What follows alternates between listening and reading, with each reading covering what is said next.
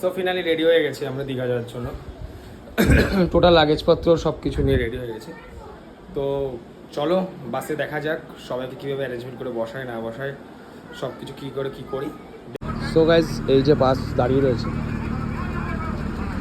দেখতে পাচ্ছ বাস।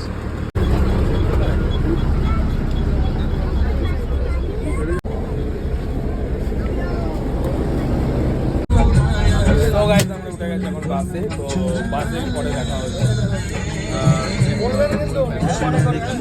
আর সবাই মিলে রয়েছে, এদিকে রয়েছে দীপাঞ্জন আর এদিকে রয়েছে গৌতম।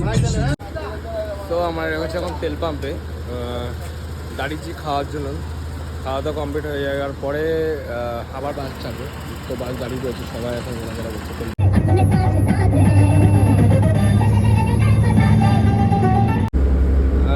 দেখতে পাচ্ছি যে কটা বাজে, 1:25।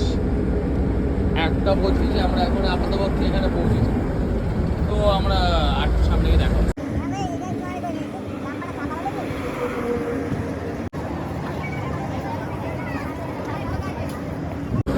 তো গাইজ এখন বাজে 3টে, আমরা কোলাঘাটে এসে পৌঁছেছি।